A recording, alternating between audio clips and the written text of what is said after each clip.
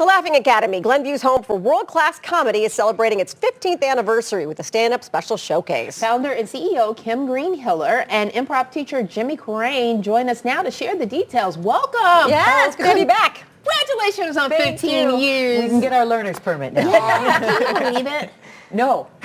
What's the journey been like for you? It's been so rewarding. It was a dream I always had, was to teach theater to children. Yeah. I didn't know how I was going to get there. I became an actress at the Second City, and that improv vehicle is the perfect vehicle to really teach what I wanted to teach about the performing arts.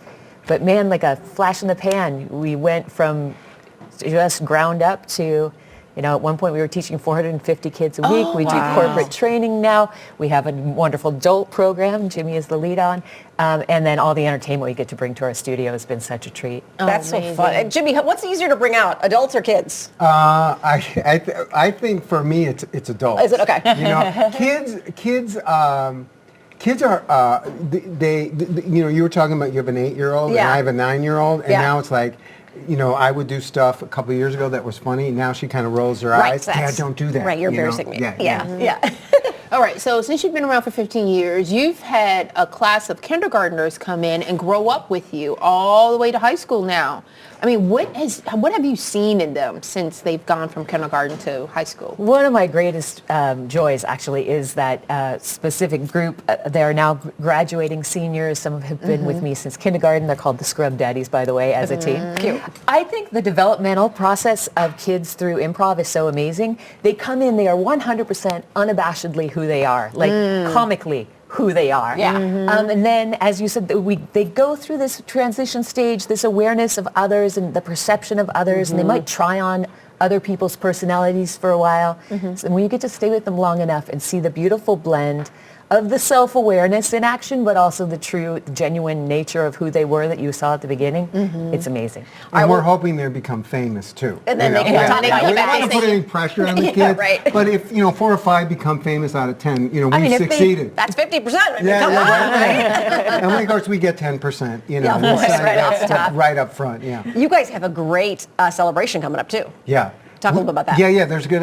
So we not only do improv there, we do storytelling, we do stand-up. And we're really excited about this because really all the people that are in the stand-up show are also teachers there. So it's going to be a great time. And it's January 24th at 8 o'clock, which is a great time in the suburbs because it's early enough. It's early enough, yeah. And we used to do karaoke afterwards, but we don't do that anymore because that would go till the morning. Yes. People would leave and have breakfast and stuff like Yes. Is there a difference between improv and stand-up? that. What a great question. I got some thoughts on that. Yeah, please.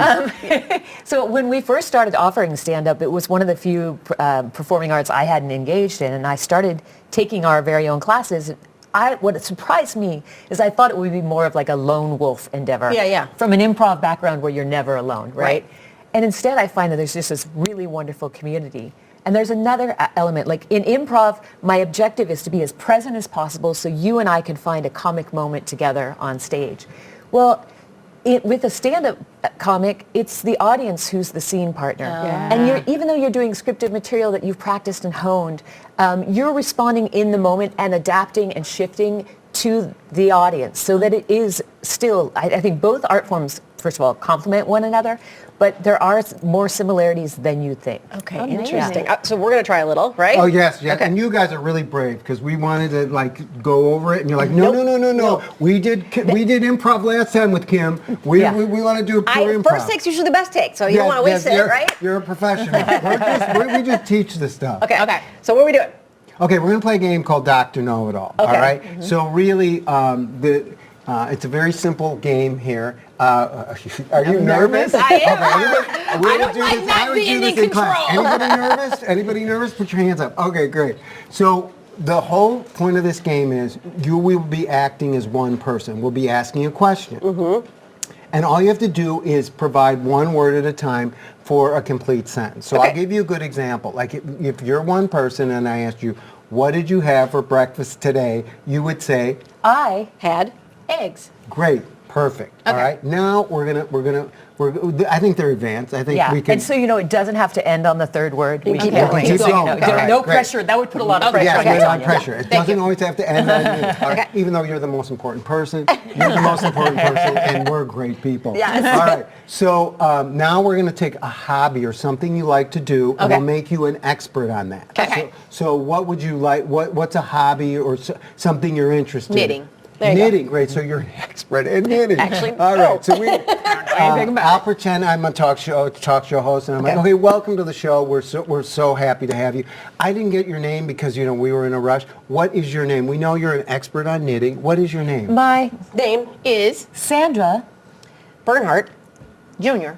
Oh, welcome, Sandra Bernhardt Jr. It's great to have you on the show. We're really excited. A lot of people, I've read your book on knitting, 101 Ways to Do Knitting, and you say needles aren't the best way to knit. What, in your book, what do you say the best way to knit is instead of needles? Surprisingly, Your Should. always. arms. Arms. You Sure. should Arms. always arms. I'm a little confused by that. Me too. Yeah, okay. So when you say always arms, what do you mean? Well, Straightening. The yarn. and Wrapping The needles. around. your arms. Oh my God, that makes perfect sense now. Thank you very much. I don't know how much time we have left. We have none. We don't have any. Wow. Well, next time we'll Yes. lose more time. But I get what you're saying. That's kind of fun. It's it really really gets your fun. brain going. Yes. And you do have to be present because you're listening to what the other person. This is fun. Congratulations Yes. again on 15 years, you guys. Our segment is over? Already, I Oh my know. God, yeah. It goes so fast, I doesn't know. it? Well, time flies when you're having fun. The 15th anniversary stand-up special showcase is happening January 24th at 8 p.m. at the Laughing Academy in Glenview. For tickets or for more info, visit thelaughingacademy.com. You can give them a call or follow them on the socials you see there on your screen.